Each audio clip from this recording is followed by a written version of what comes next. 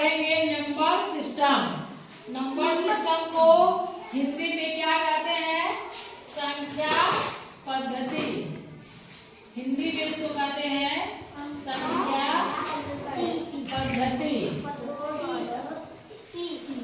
ठीक है, अब आप लोग बताओ कि अंक क्या होती है? अंक हम किसे कहेंगे? हाँ बोलो बोलो। 1 2 3 4 को अंक हम कहते हैं। 1 2 3 4 5 6 7 8 9। अंक देखो किसे कहेंगे? अंक जो होती है 1 2 बोलो 3 4 5 6 7 8 9। बस इसको हम कहते हैं अंक। ठीक है, 1 2 3 4 5 6 7 8 9 को कहेंगे अंक। संख्या किसे कहेंगे? संख्या 10 11 12 13 14 15। एक तो संख्या नहीं है? है ना? आने में बैठ जाओ, ध्यान से देखो। अंक अंक हम केवल 1 से 9 तक की संख्याओं को कहते हैं अंक। ठीक है, एक जब इसके बाद 10 11 12 हो जाएगा तो वो हो जाएगी हमारी संख्या। जब 2 अंक में आ जाएगा, जब 2 अंक को हम मिलाएंगे तो उसे हम कहेंगे संख्या। आगे समझ में? संख्या अनंत तक, 10 से लेकर के अनंत तक, अब उसकी कोई गिनती नहीं क्यों कहाँ तक जाएगी, उसे हम कहेंगे संख्या। हाँ, मिलियन ट्रिलियन जो भी हो, लाख कहने का मतलब ये है कि 1 से लेकर के 9 तक के अंक को हम क्या कहते हैं? ये अंक है। और संख्या 10 11 से शुरू हो जाएगा। जब 2 अंक को मिला करके हम क्या करते हैं? संख्या बनाते हैं। चाहे वो 2 अंक का हो, चाहे 3 अंक का हो, चाहे 4 अंक का हो, चाहे 5 अंक। जैसे मान लो हमने लिखते हैं हम 45 या 312 या 4615, ये हो गई हमारी संख्या।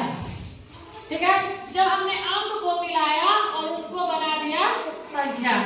ठीक, कितना समझ में आ गया? अब देखो, इसके बाद देखो प्राकृत संख्या। प्राकृत संख्या इसे प्राकृत संख्या क्या होती है? किसी को पता है? नहीं पता है? 1 से लेकर के अनंत तक, 1 2 3 4 से लेकर के और अनंत तक। ठीक है, इतने तक को हम कहते हैं संख्या। 1 से लेकर के और अनंत तक जो भी संख्या बनेगी उसको कहेंगे प्राकृत संख्या। इसको हम अंग्रेजी में कहते हैं नेचुरल नंबर। नेचुरल नंबर क्या कहते हैं? Natural number. ठीक है, आगे समझ में? 1 से लेकर के अनंत तक की जितनी भी संख्या बनेगी उसको हम कहेंगे नेचुरल नंबर। अब देखो इसमें क्या डिफरेंस है? अंक जो है वो 1 से लेकर के 9 तक के, जो 1 डिजिट का होता है उसे हम केवल अंक कहेंगे, नंबर्स। ठीक है, और इसके बाद जो संख्या बनेगी उसको 2 अंक की, 3 अंक की, 4 अंक की, उसको हम संख्या कहते हैं ना। लेकिन प्राकृत संख्या में क्या है कि 1 से शुरू है, 1 से लेकर के और अनंत तक जो भी संख्या है उसको हम कहते हैं प्राकृत संख्या। ठीक है, अब देखो इसके बाद एक होता है पूर्ण संख्या। पूर्ण संख्या, अब देखो पूर्ण संख्या क्या होती है? पूर्ण संख्या को अंग्रेजी में हम कहते हैं होल नंबर। होल नंबर क्या कहते हैं? Whole number. ठीक है, अब पूर्ण संख्या में क्या है कि इसमें हम 0 को भी जोड़ देते हैं। 0 को लेकर के चलेंगे, जैसे 0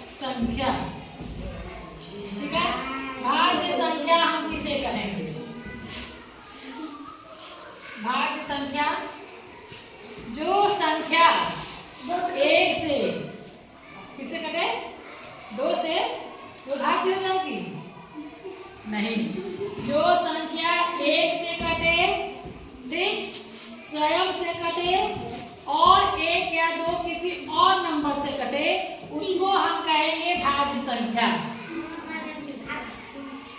हाँ ठीक। अब बताओ अभाज्य संख्या किसे कहते हैं? जो संख्या एक से कटे और स्वयं से कटे तो उसे हम कहते हैं अभाज्य। और जो संख्या एक से कटे स्वयं से कटे इसके अलावा कम से कम एक या दो नंबर से कटे तो उसे हम कहते हैं भाज्य संख्या। जैसे देखो लिख के समझा रहे तब समझ में आएगा। देखो वे संख्या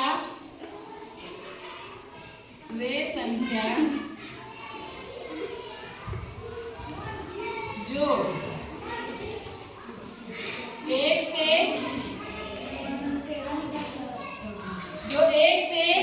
या एक से स्वयं से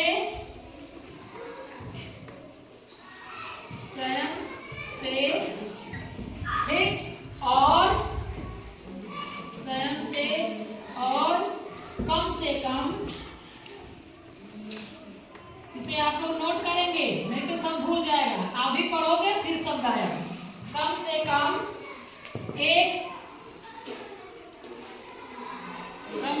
एक संख्या, एक अधिक संख्या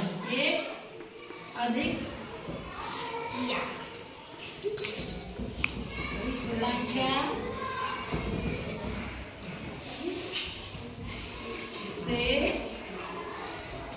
विभाजित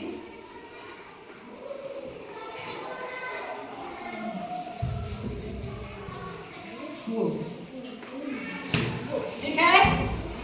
देखो भाज्य संख्या किसे कहेंगे? वे संख्या जो एक से या स्वयं से या कम से कम एक और संख्या और कम से कम एक और संख्या से विभाजित हो।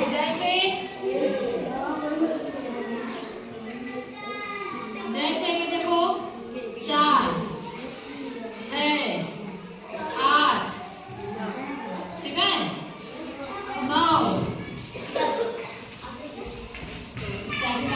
ऐसे ही अपना देख लेना। अब देखो कैसे 4 कटेगा। देखो 4 1 से कटेगा ना, 2 से भी कटेगा और 4 से भी कटेगा। यानी 1 से कट गया और खुद से कट गया, 4 से भी कटा और 1 से भी कटा और एक और संख्या से कटी 2 से, तो इसलिए ये हो गई भाज्य संख्या। इस तरह से देखो ये 8 है, 8 1 से भी कटेगा 8 से भी कटेगा। एक तो 1 हो गया, एक खुद से हो गया, इसके अलावा 2 से भी कटेगा और 4 से भी। ये इसका मतलब कि भाज्य संख्या वे संख्या होगी जो एक और स्वयं के अलावा भी एक दो संख्या से कटे, तो इसको हम कहेंगे भाज्य संख्या। ठीक है, समझ में आ गया? बंद करो। अभी तक हमने पढ़ा प्राकृत संख्या, पूर्ण संख्या और भाज्य संख्या। अब हम पढ़ेंगे अभाज्य संख्या। अभाज्य संख्या का क्या होती है? जो संख्या एक से या स्वयं से विभाजित हो उसे हम कहेंगे अभाज्य संख्या। वे संख्या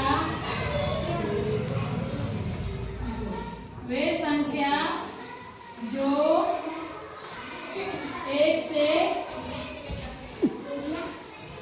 और स्वयं से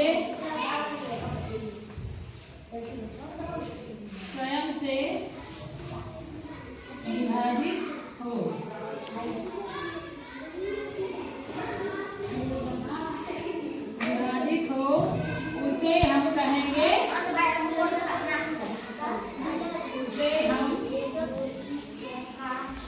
भाज्य संख्या।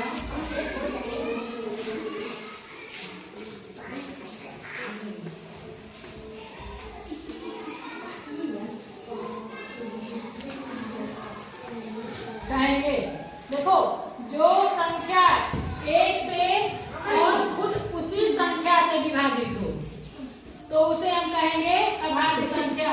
जैसे अब बताओ कौन सी ऐसी संख्या है जो केवल एक से कटे और उसी संख्या से कटे? 13। एक पहले शुरू से करो।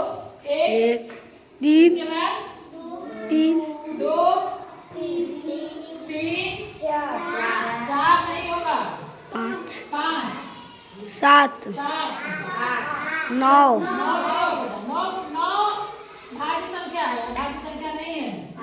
11 11 13 15 17 से भी कटेगा, 3 से भी कटेगा, तो कैसे हुआ?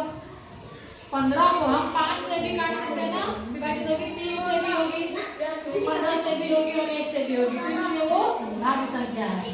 ठीक है, 17 के बाद 19, देखो 19 या तो 1 से विभाजित होगी या फिर खुद 19 से ही होगी ना। 17 भी देखो या तो 1 से होगी या खुद 17 से ही होगी।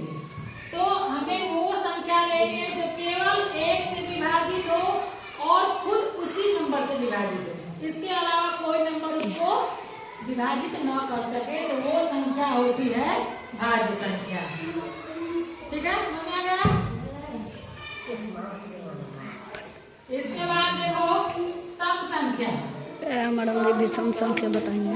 सम संख्या जिसे हम इंग्लिश में कहते हैं, क्या कहते हैं? Even number. ठीक है, इवेन नंबर। सम संख्या, जो संख्या 2 से पूर्णतः विभाजित हो जाए उसे हम कहेंगे सम संख्या। जो संख्या 2 से पूर्णतः विभाजित हो जाए, 2 से पूर्णतः विभाजित हो। अब बताओ कौन कौन सी संख्या सम संख्या होगी? अब बताओ सम संख्या, बताओ कौन कौन सी होगी? 2 4 6 8 10 12 14 16 12 14 16 18 20 18 20 पूरी कट जाए उसे हम कहेंगे सम संख्या। ठीक है, अब देखो इसका ट्रिक है ये। अब मान लो बड़ी संख्या आ गई, जैसे मान लो संख्या दे दिया 4624। अब इसको हम कैसे जानेंगे कि ये सम संख्या है? 2 से कटाकर तो भाग। इसको अगर हम 2 से भाग देंगे तो बहुत समय लगेगा ना 2 से भाग देने में। इसका एक ट्रिक है, हम पीछे की संख्या देखते हैं कि ये संख्या, अगर ये संख्या सम है तो ये पूरी संख्या कट जाएगी।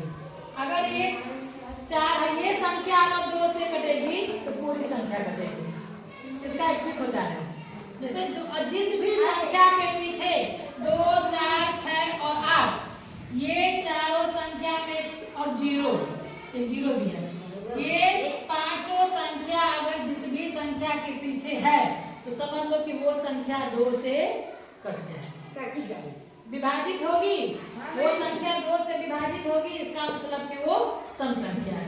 जैसे मान लो हमने यहाँ लिख दिया 1200, तो क्या ये 2 से नहीं कटेगी?